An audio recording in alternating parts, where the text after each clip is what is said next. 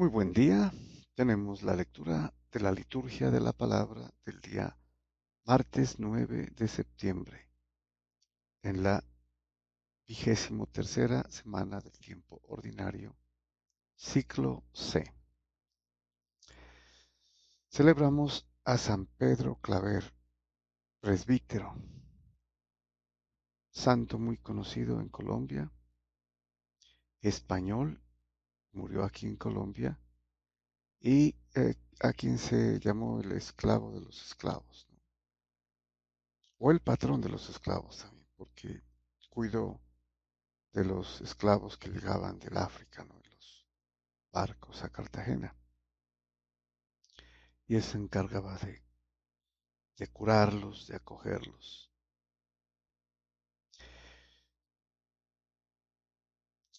Muy bien, vamos a la primera lectura.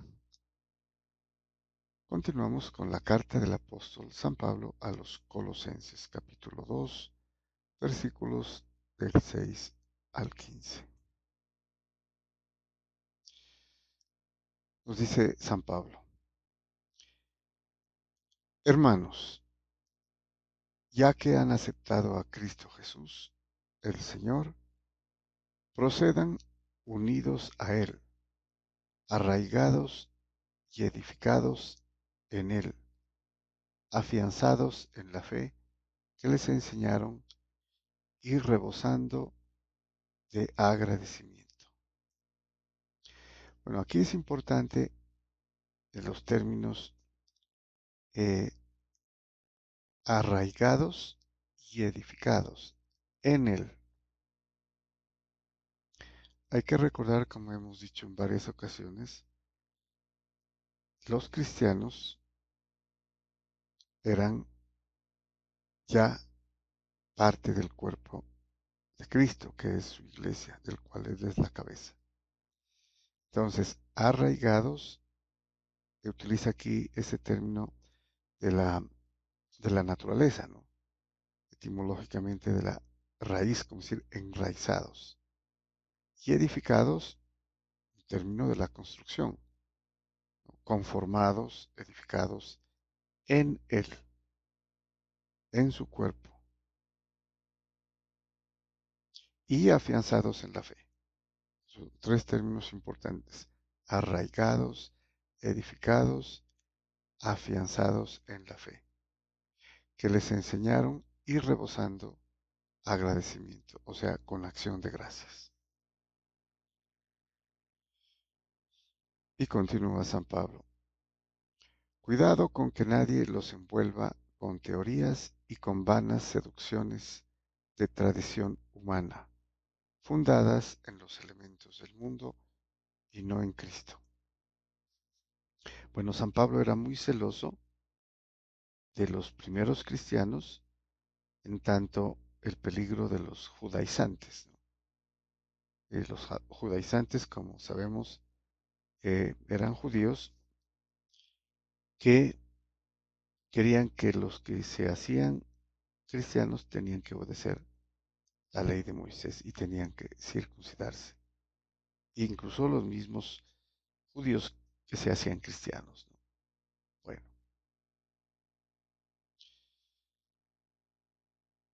y ahora San Pablo va a decir algo de suma importancia, ¿no? Les dice: cuidado con estas teorías o filosofías, ¿no? También utiliza ese término, filosofías, en otras versiones. Vanas seducciones de tradición humana, o sea, que no vienen del conocimiento de Dios. Y aquí está la razón: porque en Él habita la plenitud de la divinidad corporalmente, y por Él, que es cabeza de todo principado y potestad, han obtenido su plenitud.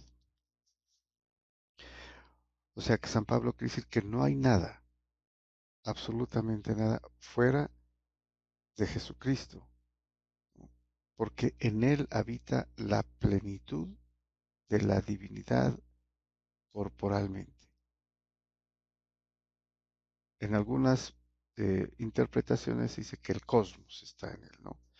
Pero aquí lo dice la plenitud de la divinidad, o sea, refiriéndose a su divinidad, ¿no? Al ser Dios mismo en el cuerpo, corporalmente. Y además es cabeza de todo principado y potestad. Y continúa, en él han sido también circuncidados, con una circuncisión no hecha por manos humanas, mediante el despojo del cuerpo de carne, con la circuncisión de Cristo. Bueno, entonces aquí ya vemos el por qué está preocupado, ¿no? De los judaizantes, porque son los que eh, forzan a los nuevos cristianos a judaizar, o sea, a hacerse circuncidar, ¿no? A que se aplique la ley de Moisés en ellos. Pero él dice, ya han sido circuncidados en él, en Cristo, ¿no? Con una circuncisión no hecha por manos humanas. O en otras versiones se utiliza el término quirúrgicamente, ¿no?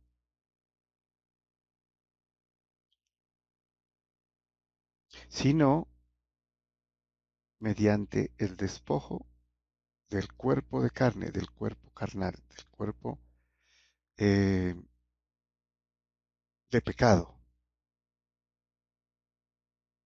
en la circuncisión de Cristo, ¿no? Aquí sería importante, en la circuncisión de Cristo, que es en su muerte en la cruz, para luego resucitar. Y lo va a explicar acá. Por el bautismo fueron sepultados con Cristo y han resucitado con él por por la fe en la fuerza de Dios que lo resucitó de los muertos. O sea que esta es la verdadera circuncisión, es el bautismo en la nueva alianza, en la nueva ley. Por el bautismo somos circuncidados ya no en la carne, ¿no? Sino todo el cuerpo. Por eso en otras versiones dice no en un pedazo de carne, sino que todo el cuerpo, todo lo carnal, todo lo pecado. Precisamente por eso Jesucristo en la cruz vence al pecado. Y al nosotros recibir el bautismo, nos sepultamos con él para resucitar en él o con él. Y por eso menciona aquí San Pablo, y han resucitado, les dice a los colosenses. Entonces, por el bautismo han sido sepultados con Cristo, porque han sido incorporados en su cuerpo, y han resucitado con él, como él resucitó. Y continúa, y a ustedes que estaban muertos por sus pecados y la incircuncisión de su carne, los vivificó con él y nos perdonó todos los pecados. Canceló la nota de cargo que nos condenaba con sus cláusulas contrarias a nosotros. La quitó de en medio clavándola en la cruz y destituyendo por medio de Cristo a las potestades y principados, los exhibió en público espectáculo y los llevó cautivos en su cortejo. Bueno, aquí es importante, eh, como habíamos mencionado, ¿no? Que con el bautismo, como gracia, obtenido como sacramento desde la cruz, ¿no? Con su sangre, nosotros también hemos sido entonces perdonados. Y a eso se refiere el acta, ¿no? O la nota de cargo en otras versiones dice, canceló el acta o nota de cargo que nos condenaba con sus cláusulas contrarias a nosotros. Los que eran crucificados morían con un acta en la que se enumeraban los crímenes que habían cometido. ¿Sí? En este caso, como nosotros morimos con Él a través del bautismo, entonces esa nota de cargo o esa acta, también el Señor la canceló al morir en él, al ser bautizados, al morir al pecado también. Entonces por eso dice, la quitó de en medio clavándola en la cruz.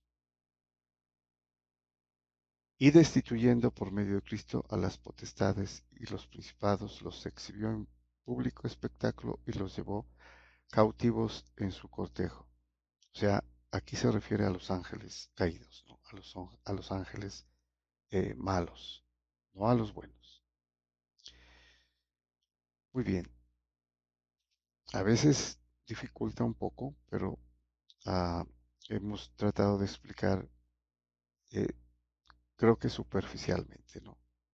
Pero lo importante aquí es que el bautismo ya es el medio a través del cual, como sacramento, se logra el perdón de los pecados y se entra a la vida nueva, la vida espiritual, la vida en Cristo, ¿no? Ya como resucitados, porque al ser bautizados somos sepultados, pero resucitamos, de hecho, y lo haremos ya en la vida eterna, después del juicio final, después de la muerte, cuando llegue el Señor a juzgar, entonces seremos resucitados, pero ya en forma espiritual, cuerpo espiritual. Pero aquí todavía estamos eh, en cuerpo terreno, pero resucitados como seres nuevos, viviendo en el Espíritu. Y pasamos al Salmo. Tenemos el Salmo 145, cuyo responso es, el Señor es bueno con todos. Bueno, este Salmo le canta, o sea, es un himno, ¿no? Que le canta los atributos de Dios, o alabanza, ¿no? También podríamos decir. Dice el salmista, te ensalzaré, Dios mío, mi Rey, bendeciré tu nombre por siempre, jamás. Por siempre, jamás, o sea, siempre. Día tras día te bendeciré y alabaré tu nombre por siempre, jamás. Entonces aquí vemos la alabanza, ¿no? A los atributos de Dios. Y continúa, el Señor es clemente y misericordioso, lento a la cólera y rico en piedad. El Señor es bueno con todos, es cariñoso con todas sus criaturas.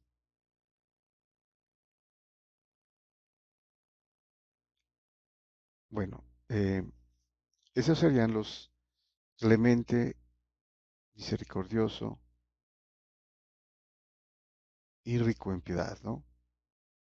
Los atributos que habíamos dicho en la otra ocasión. Es compasivo, clemente y misericordioso sería, ¿no? En ese orden desde la traducción del hebreo, pero aquí lo utiliza eh, indistintamente. Y termina. Que todas tus criaturas te den gracias, Señor. Que te bendigan tus fieles.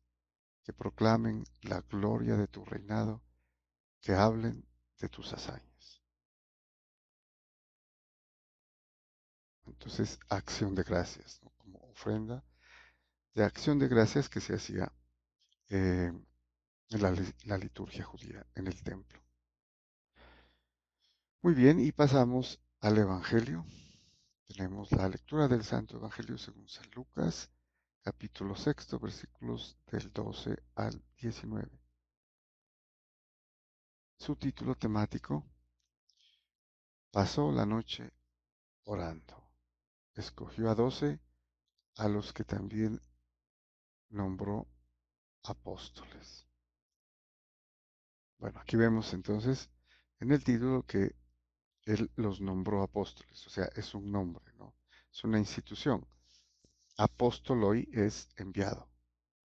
Entonces, por eso el título, el nombre de apóstoles, que es diferente a los de discípulos. Bueno, nos dice entonces San Lucas: en aquellos días Jesús salió al monte a orar y pasó la noche orando a Dios. Cuando se hizo de día, llamó a sus discípulos, escogió de entre ellos a 12, a los que también nombró apóstoles: Simón, al que puso por nombre Pedro, y Andrés su hermano, Santiago, Juan, Felipe, Bartolomé, Mateo, Tomás, Santiago el de Alfeo, Simón llamado el Celote, Judas el de Santiago y Judas Iscariote, que fue el traidor. Después de bajar con ellos, se paró en una llanura con un grupo grande de discípulos y una gran muchedumbre de pueblo, procedente de toda Judea, de Jerusalén y de la costa de Tiro y de Sidón. Venían a oírlo, ya que los curara de sus enfermedades.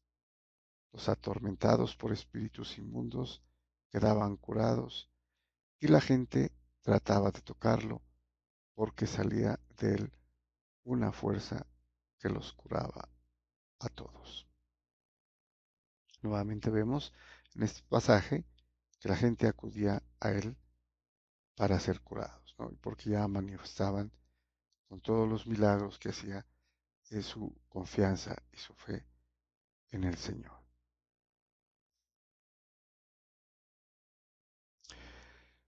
Muy bien, muchas gracias y bendiciones.